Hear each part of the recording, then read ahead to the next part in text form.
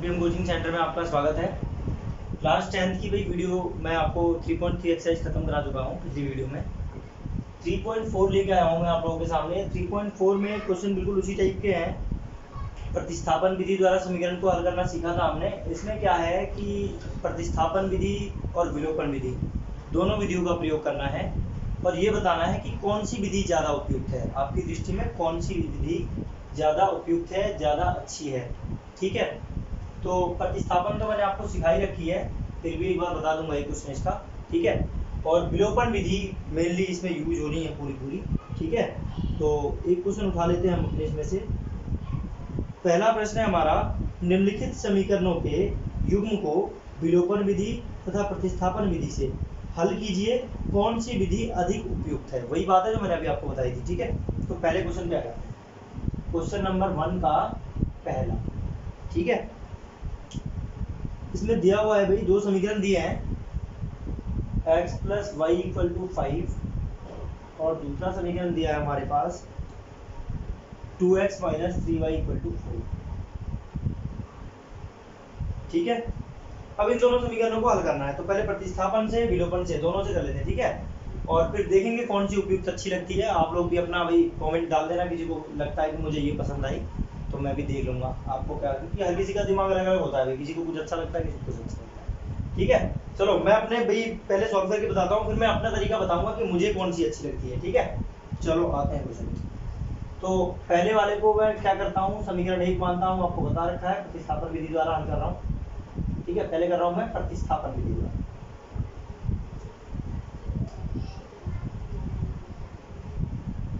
चलो इसे मान लिया मैंने समीकरण 1। दूसरा वाला देखो उठा लिया मैंने, 2x - 3y = 4, इसे मान लिया मैंने समीकरण 2। x = 5 - y, इसे मान लिया मैंने समीकरण 3। ठीक है, अब भाई मैं क्या करने जा रहा हूँ, देखो x का मान रखने जा रहा हूँ किसमें, समीकरण 2 में, क्योंकि मैंने समीकरण 1 से इसे निकाला है, तो रखूंगा किसमें, दूसरे में। प्रतिस्थापन विधि का यही है। तो देखो क्या लिख रहा हूँ, x का मान समीकरण 2 में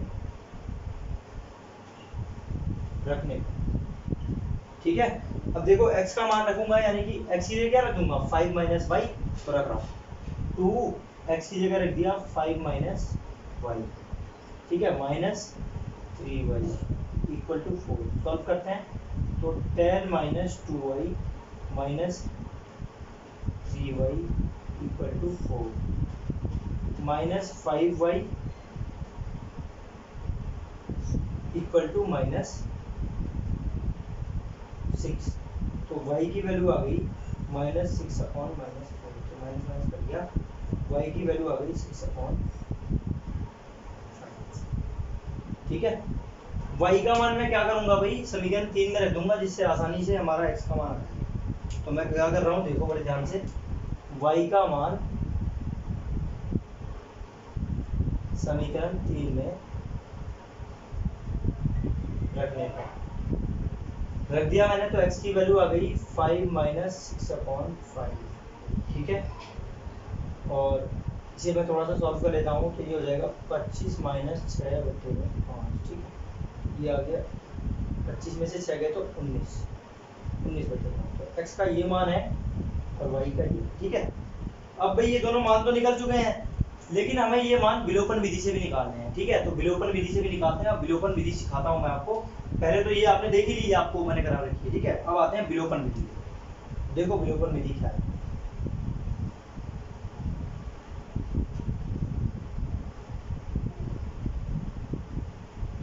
विलोपन विधि में क्या होता है भाई, ये जो दो समीकरण दिए हैं, इन दोनों समीकरणों में से किसी एक के जो ये गुणनफल में 2 आ रहा है या 1 आ रहा है या 3 आ रहा है, ठीक है, जो इसका गुणांक है वो समान होना चाहिए। चाहे x का गुणांक समान कर लो, चाहे y का गुणांक समान कर लो, आपका ये क्वेश्चन सॉल्व हो जाएगा। तो विलोपन विधि में अब समान कैसे करें, तो यहाँ पे तो देखो x के गुणे में क्या आ रहा है, 1 आ रहा है, यानी कुछ नहीं है तो 1 है, और यहाँ पे 2 आ रहा है। y के गुणे में यहाँ 1 आ रहा है, यहाँ 3 आ रहा है। अगर मैं समीकरण 1 को 3 से गुणा कर दूं और इन दोनों को आपस में जोड़ दूं, तो 3y और 3y आपस में कट जाएंगे, मतलब प्लस का 3y और माइनस का 3y घट जाएगा, तो 0 हो जाएगा ना। तो तो ऐसा ही करना होता है विलोपन विधि में। विलोपन के नाम से ही पता चल रहा है एक को इसमें से विलुप्त कर देना है, मतलब एक को गायब कर देना है। ठीक है, चाहे x को गायब कर दो, चाहे y को गायब कर दो, जोड़ के गायब करो या घटा के गायब करो। अगर प्लस माइनस के दो सिंबल आपको दिख रहे हैं तो जोड़ने पे ही गायब हो जाएंगे। ठीक है, लेकिन अगर सेम सेम सिंबल होते तो घटाने पे होते। ठीक है, तो आते हैं क्वेश्चन पे और मैं सॉल्यूशन इसका करता हूँ। देखो बड़े ध्यान से मैं क्या करने जा रहा हूँ, विलोपन विधि के अंदर इन्हीं सवालों को कर रहा हूँ। ठीक है, समीकरण 1 को 3 से गुणा करके समीकरण 2 में जोड़ने का, समीकरण 2 में जोड़ने का। ठीक है, तो देखो कैसे होगी, गुणा होगी, क्या होगा, देखो बड़े ध्यान से। 3 से जब गुणा करूंगा तो ये हो जाएगा 3x, और 3 से उसमें y में होगी तो ये हो जाएगा 3y, और 3 से अगर 5 में गुणा होगी तो हो जाएगा 15। ठीक है, ये हो जाएगा भाई 2x minus 3y equal to 4। ये कट गया, ये हो गया 5x इक्वल टू 15 और 4 कितने होते हैं, 19। ठीक है, तो x का मान क्या आ गया, 19/5 आ गया। ठीक है भाई, x का मान देख लो, पहले हमने प्रतिस्थापन से निकाला है, वो भी 19/5 ही आया है। ठीक है, अब देखो जो x का मान आ गया है, इस x के मान को क्या करते हैं हम, x का मान समीकरण किसी भी एक में रख दो। ठीक है, एक में या दो में, तो मैं एक में रख देना, समीकरण 1 में रखने का। ठीक है, ये दोनों समीकरण तो उतारने ही है दोनों विधियों में। ठीक है, समीकरण 1 और 2 तो दोनों विधियों में उतारने हैं, तीसरा आप अगर बनाना चाहते हो तो सिर्फ प्रतिस्थापन में डालना, और विलोपन में तो इन दोनों से ही काम चल जाएगा।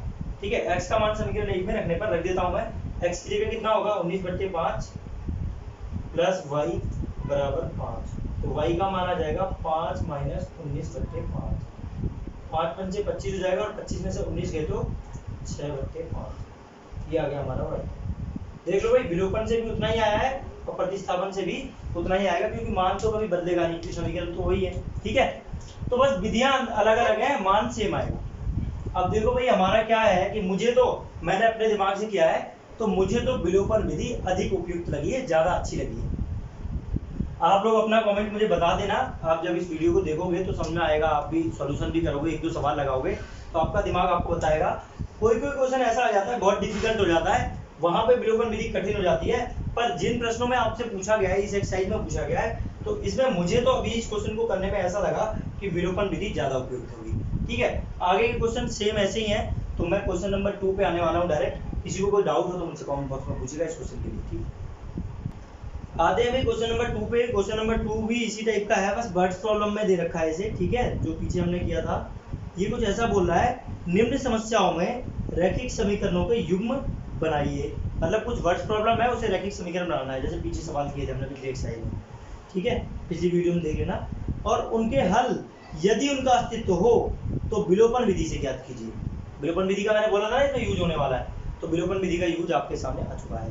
पर ऐसा है कि यदि उनका अस्तित्व हो, ब्रैकेट में एक बात लिखी हुई है क्वेश्चन में, इसका क्या मतलब है मैं बता दूं आपको, कि उन समीकरणों को हल करो अगर एक्स वाई के मान पॉसिबल हो, मतलब लगता है कि एक्स वाई के मान निकल जाएंगे, आप सॉल्व करके देखो, पता चल जाएगा आपको तुरंत, तो आप एक्स वाई के मान निकालो, अगर पॉसिबल नहीं है तो मत निकालो। ठीक है, ऐसा क्वेश्चन है।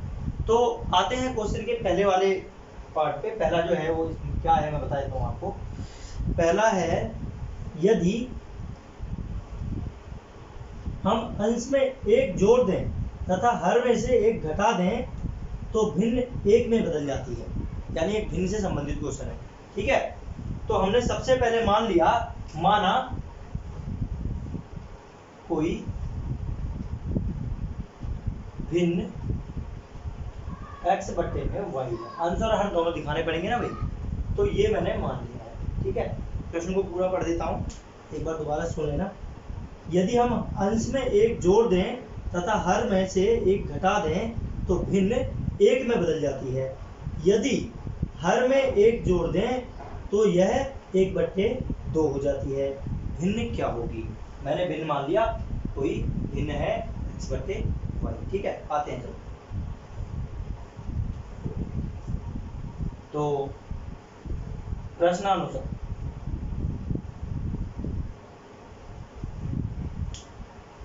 क्या थी भाई पहली लाइन, अंश में एक जोड़ दें तथा हर से एक घटा दें। तो देखते जाओ, x में एक जोड़ दिया और y में से एक घटा दिया, तो भिन्न बन जाती है 1। ठीक है भाई, सॉल्व कर लेते हैं क्रॉस मल्टीप्लाई करके। x प्लस 1 बराबर y माइनस 1, तो x बराबर क्या आ जाएगा भाई आपका y माइनस 2, समीकरण 1। ठीक है, आगे बढ़ते हैं। उसने बोला है यदि हर में एक जोड़ दें, यदि हर में एक जोड़ दें तो यह 1/2 हो जाती है। तो दूसरा द्वितीय प्रश्नानुसार लिख लेना है यहाँ पे। द्वितीय प्रश्नानुसार क्या होगा, x बट्टे में y तो थी, केवल हर में एक जोड़ा है, तो ये बन गई 1/2। ठीक है, अब आपको बताना भिन्न क्या होगी। तो चलो बढ़ते हैं आगे, इसे भी सॉल्व कर लेते हैं। ये हो जाएगा 2x equal to Y plus, ठीक है, ये हो गया समीकरण 2। ठीक है, ये इक्वल टू में भी लिखी हो सकती है और सबको एक तरफ ले जाके इक्वल टू 0 भी लिख सकते हो, कोई दिक्कत नहीं है, सब एक ही होता है। ठीक है, बस आपको घटाना तरीके से, विलोपन विधि का यूज तरीके से करना है। ठीक है, अब देखो मैं क्या करने जा रहा हूँ, ये 2x है और ये y है और 1 है, और ये x है, y है और 1 है। अगर इसमें से इसे घटा दूं तो y तो कट जाएगा। तो विलोपन का मतलब क्या होता है, x या y में से किसी एक को विलुप्त कर देना है, यानी काट देना है। तो y पॉजिटिव है, ये y भी पॉजिटिव है, घटाने पर विलुप्त हो रही है, तो हम घटाएंगे। ठीक है, और सवाल को मैं आगे हल करने जा रहा हूँ। देखो क्या करूंगा मैं, समीकरण 2 से समीकरण 1 को घटाने पर गुणा करने की कोई जरूरत नहीं पड़ी किसी नंबर से, क्योंकि y का गुणांक यहाँ भी और y का गुणांक यहाँ भी दोनों जगह समान है। अगर डिफरेंट होता, मतलब कुछ अलग होता, तो गुणा करते। ठीक है, तो डायरेक्ट ही घटा रहे हैं यहाँ पे, देखो आंसर आ जाएगा हमारे पास। समीकरण 2 क्या है, 2x equal to Y plus 1, और ये हो गया x equal to Y minus 2, minus minus plus. ठीक है भाई, घटाया है तो हमेशा ध्यान रखना, जो पॉजिटिव होती है वो माइनस की हो जाती है, जो पॉजिटिव है माइनस की, और जो माइनस का है वो प्लस का हो जाएगा घटाओगे तो। ठीक है, क्योंकि माइनस माइनस क्या हो जाते हैं, प्लस हो जाता है।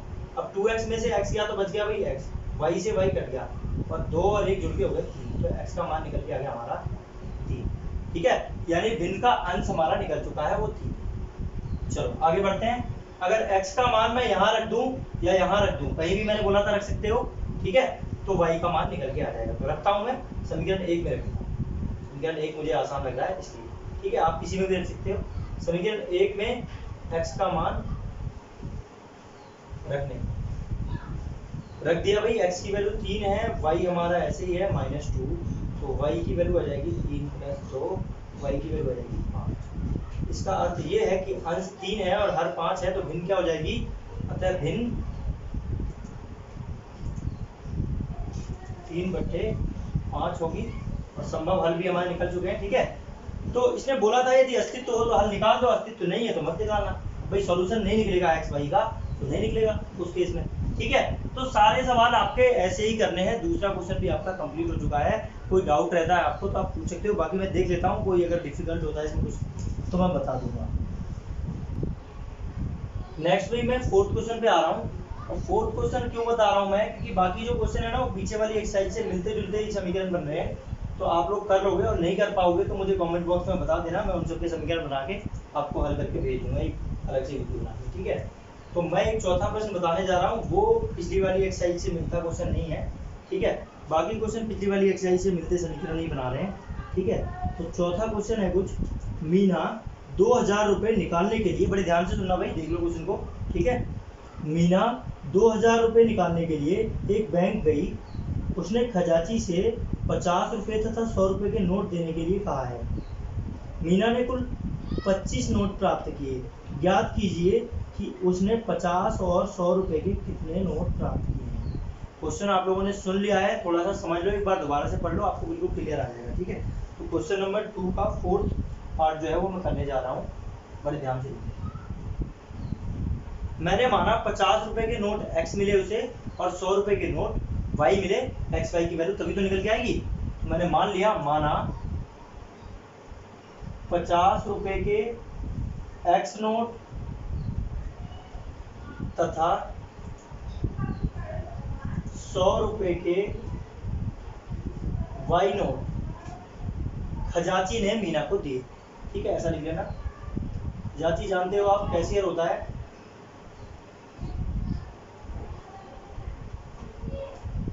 मीना को दिए।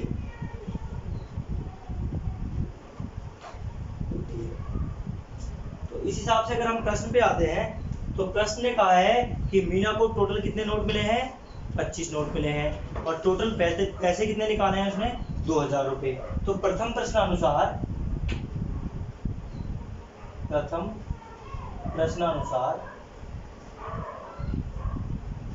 2000 रुपए निकाले हैं ना भाई। तो 50 रुपए के एक्स नोट तो 50x, ठीक है, और 100 रुपए के वाई नोट तो 100y, और टोटल पैसे बने हुए कितने हो गए, 2000 रुपए।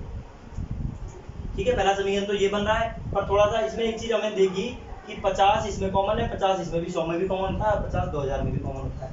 तो 50 को कॉमन लेके हम काट लेंगे, ठीक है, 50 से टोटल को काट लेंगे, 50 से दोनों ओर भाग देंगे, थोड़ा सा समीकरण छोटा हो जाएगा, आसानी हो जाएगा।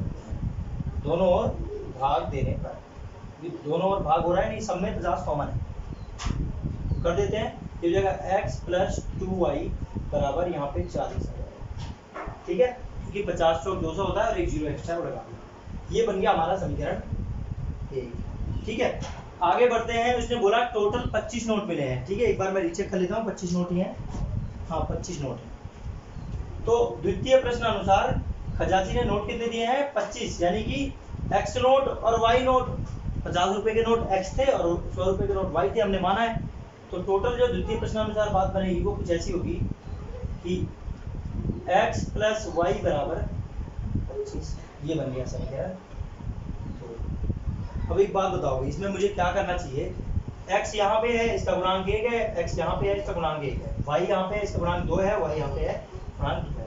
तो y से अगर हम सॉल्व करें तो गुणा करनी पड़ेगी, ठीक है, अगर x से करें ना तो कोई गुणा नहीं करनी पड़ेगी, तो x को ही घटा लेंगे, कट जाएगा, ठीक है। तो घटने से क्या होगा, x विलुप्त हो जाएगा, और विलोपन विधि का यही नियम है कि x को या y को किसी एक को विलुप्त करना। चलो विलुप्त करते हैं। तो मैं क्या कर रहा हूँ, समीकरण 1 से समीकरण 2 को घटाने,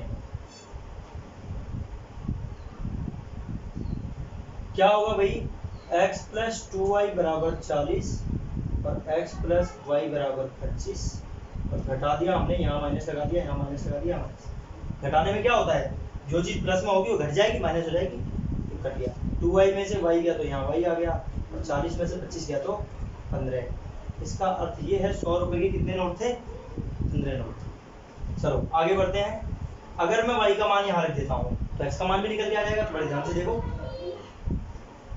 y का मान समीकरण 2 में रखने पर, 2 में आसान पड़ेगा भाई, गुना होना नहीं पड़ेगी, 2 से 3 से 5 से 6 से, ठीक है, समीकरण 2 में रखने पर तो x का मान तो भाई निकल के आ जाएगा। देखो कैसे, y का मान 15 हो गया और यहाँ पे 25 है ही, तो x का मान आ गया 25 - 15, x का मान आ गया 10।